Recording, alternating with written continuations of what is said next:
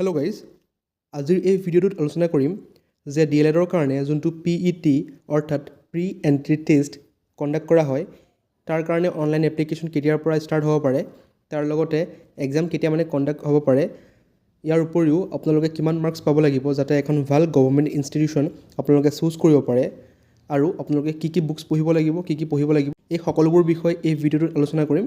তাৰ লগতে district wise ক'ত কিমানখন গভৰ্ণমেণ্ট আৰু প্ৰাইভেট DLED ইনষ্টিটিউশ্যন আছে সেই বিষয়েও এই ভিডিঅ'টোত আলোচনা কৰিম। গতিকে ভিডিঅ'টো স্কিপ নকৰাকৈ শেষলৈকে চাই থাকিব। যদিহে চেনেলটোত নতুনকৈ আহিছে চেনেলটো ছাবস্ক্ৰাইব কৰি দিব আগলৈ যদি তেনেকুৱা ধৰণৰ ভিডিঅ' চাব বিচাৰে। গতিকে আহক আমি ভিডিঅ'টো আৰম্ভ কৰোঁ। দেখা পাইছে এইখন এখন এডমিশ্যন ন'টিছ হয়। এইখন 2025 চনৰ এডমিশ্যন ন'টিছ হয়। সকলোবোৰ ইনফৰ্মেশ্যন ইয়াত দিয়া আছে যে আপোনালোকৰ এজ লিমিট কিমান হ'ব লাগিব, এডুকেশ্যন কোৱালিফিকেশ্যন কি কি হ'ব লাগিব।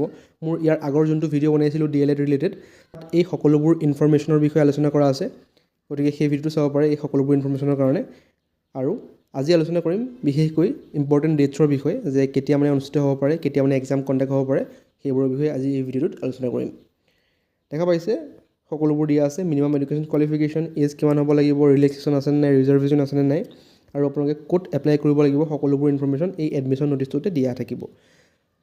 তাৰপিছত আমি চাওঁ আহক যে ভেনিউ ক'ত হ'ব আপোনালোকৰ যদিহে আপোনালোকে এপ্লাই কৰে PET-টো।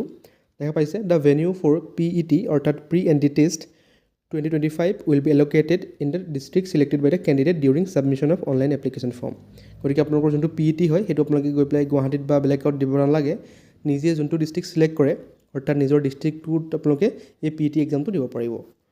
তাৰপিছত এতিয়া আহোঁ আমাৰ ইম্পৰ্টেণ্ট ডেটছৰ বিষয়ে। দেখা পাইছে 2025 চনত অনলাইন এপ্লিকেশ্যন ষ্টাৰ্ট হৈছিলে 18/5/2025 পৰা, অৰ্থাৎ 18 মে'ৰ পৰা আপোনালোকৰ অনলাইন এপ্লিকেশ্যন ষ্টাৰ্ট হৈছিলে, অৰ্থাৎ আপোনালোকে PETৰ কাৰণে এপ্লাই কৰিব পাৰিছিলে 18 মে'ৰ পৰা। তাৰপিছত ক্ল'জিং অফ অনলাইন এপ্লিকেশ্যন, আপোনালোকৰ অনলাইন এপ্লিকেশ্যন কেতিয়া ক্ল'জ কৰা হৈছিলে 5/6, অৰ্থাৎ 5 জুনলৈকে আপোনালোকৰ অনলাইন এপ্লিকেশ্যন চলি আছিলে। তাৰপাছত আপোনালোকৰ date of pre entry test, আপোনালোকৰ যোনটো প্ৰি এণ্ট্ৰি টেষ্ট আছিলে তাৰ কাৰণে ডেটটো দিয়া আছিলে 13/7, অৰ্থাৎ 13 জুলাই তাৰিখে আপোনালোকৰ এক্সামটো হৈছিলে। আৰু ৰিজাল্ট দিছিলে আপোনালোকৰ 28/7, অৰ্থাৎ 28 জুলাই তাৰিখে আপোনালোকৰ সেই এক্সামৰ ৰিজাল্টবোৰ ঘোষণা কৰিছিলে। গতিকে একজেক্টলি ছেমেই হ'ব পাৰে, এইবাৰ আপোনালোকৰ অলপ ডেটবোৰ ইফাল সিফাল হ'ব পাৰে। যেনেকৈ আপোনালোকৰ অনলাইন এপ্লিকেশ্যন যোৱাবাৰ ষ্টাৰ্ট হৈছিলে 18 মে'ৰ পৰা, গতিকে এইবাৰো আপোনালোকৰ সেই মে'ৰ 2nd বা 3rd উইকৰ পৰা আপোনালোকৰ অনলাইন এপ্লিকেশ্যন ষ্টাৰ্ট হৈ যাব পাৰে। তাৰপিছত ঠিক তেনেদৰে বাকী ডেটবোৰো চিমিলাৰলি হ'ব পাৰে আৰু অলপ চলপ 2-3 দিন ইফাল সিফাল হ'ব পাৰে, বাকী এনেই সকলোবোৰ ছেমেই হ'ব। এতিয়া আহোঁ যে আপোনালোকে কিমান মাৰ্কছ পালে এটা ছেফ ছাইডত থাকিব পাৰিব, অৰ্থাৎ এখন ভাল গভৰ্ণমেণ্ট ইনষ্টিটিউশ্যন চুজ কৰিব পাৰিব। গম পাই আপোনালোকে যোনটো DLEDৰ PET এক্সামটো কণ্ডাক্ট কৰা হয় সেইটো আপোনালোকৰ 100 মাৰ্কৰ হয়। 100 মাৰ্কৰ ভিতৰত আপোনালোকে যদি 50 to 55% পায়, অৰ্থাৎ 50ৰ পৰা 55 পায়, তেনেহ'লে আপোনালোকে এখন ভাল গভৰ্ণমেণ্ট ইনষ্টিটিউশ্যনত ছিট পাবলৈ সক্ষম হ'ব। গতিকে আপোনালোকে চেষ্টা কৰিব যে এটলিষ্ট 50ৰ পৰা 55% পাবলৈ সক্ষম হয়।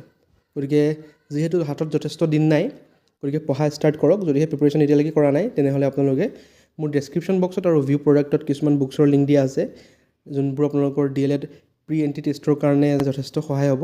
গতিকে সেই বুকবোৰ অৰ্ডাৰ কৰি ল'ব পাৰে। অৰ্ডাৰ কৰি আপোনালোকে এই এক্সামৰ কাৰণে প্ৰিপেৰেশ্যন কৰিব পাৰে।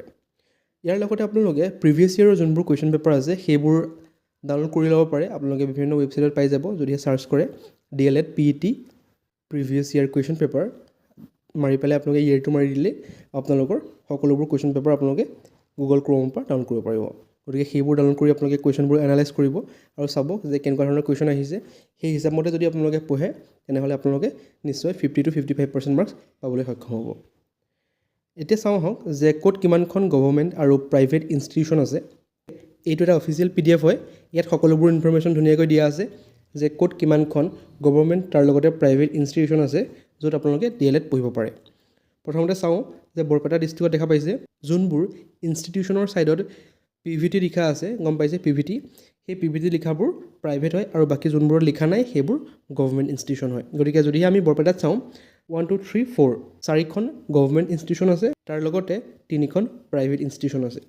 ঠিক তেনেদৰে বঙাইগাঁৱত কোনো ধৰণৰ প্ৰাইভেট ইনষ্টিটিউশ্যন নাই, 2খন আছে, 2খন গভৰ্ণমেণ্ট ইনষ্টিটিউশ্যন হয়। ঠিক তেনেদৰে কাছাৰতো 2খন আছে, 2খনেই গভৰ্ণমেণ্ট ইনষ্টিটিউশ্যন হয়। গতিকে এই PDFটো মোৰ ডেছক্ৰিপশ্যন বক্সত দি দিম, তাৰ পৰা আপোনালোকে ডাউনলোড কৰি ল'ব পাৰে। ডাউনলোড কৰি আপোনালোকে নিজে চাব পাৰে নিজৰ ডিষ্ট্ৰিক্টত যে ক'ত কিমানখন গভৰ্ণমেণ্ট তাৰ লগতে প্ৰাইভেট ইনষ্টিটিউশ্যন আছে। দেখা পাইছে স্ক্ৰল কৰিলে সকলোবোৰ ডিষ্ট্ৰিক্টৰ নাম আহি যাব, যে আপোনালোকৰ কোনখন ডিষ্ট্ৰিক্টৰ পৰা বিলং কৰে সেই ডিষ্ট্ৰিক্টটো ভালদৰে চাই ল'ব যে তাত গভৰ্ণমেণ্ট ইনষ্টিটিউশ্যন আছে নাই।